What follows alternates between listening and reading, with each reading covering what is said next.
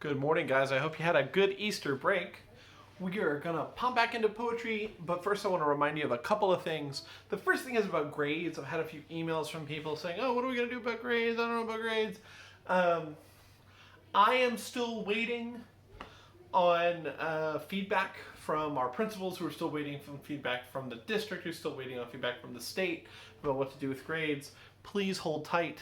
I will be using your weekly assignments for like a major grade kind of portion of your grading work, and the daily assignments is like a minor grade portion of your work. If an A is important to you, please make sure you're doing all of that, and please make sure you're answering the questions completely.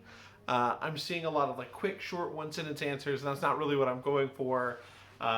Because ultimately, whatever grade I give you, I have to be able to prove to my principals, the school board, the state, whatever, that you're deserving of this high mark, and I need evidence to prove that stuff. So please give me evidence, and by that I mean, completely respond to these questions so that I have like a body of your work during this time to say like, hey, this is an A student.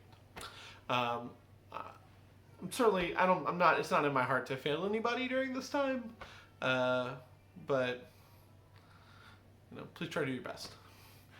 The poem that we're gonna do today is called "Composed upon Westminster Bridge, September 3rd, 1802. And it's by William Wordsworth. Earth has not anything to show more fair. Dull would be he of soul who could pass by a sight so touching in its majesty.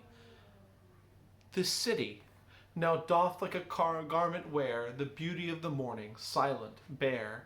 Ships, towers, domes, theatres, and temples lie, open unto the fields and to the sky, all bright and glittering in the smokeless air.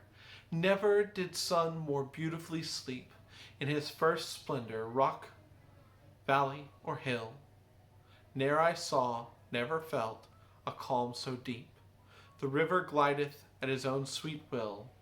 Dear God, the very houses seem asleep, and all that mighty heart is lying still. This poem is important because of what it represents. Before we broke away, we read another poem by William Wordsworth. My heart leaps up when I behold a rainbow in the sky. So was it when my life began, so is it now I am a man, so shall it be when I grow old or let me die. The child is father of the man, and I could wish my days to be bound each to each in natural piety. Right? That poem, My Heart Leaps Up, is about how the most important thing that can happen is that you appreciate nature. And if you don't appreciate nature every morning when you look up and see a rainbow, then you might as well be dead.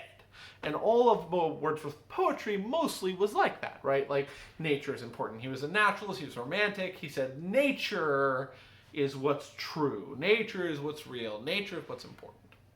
But here, this poem that he writes later in his life, composed upon Westminster Bridge, September 3rd, 1802, he's using that same kind of language. But instead of just appreciating nature, he's appreciating nature and the city. He's talking about how beautiful the ships, towers, domes, theaters, and temples are set against the sky. He's saying how beautiful the water flowing under the bridge in this city is. He's looking at buildings, he's looking at people, he's looking at a still and quiet morning in a very city place and saying, that's beautiful too. I think it represents a certain degree of learning. I think it represents an evolution of his perspective.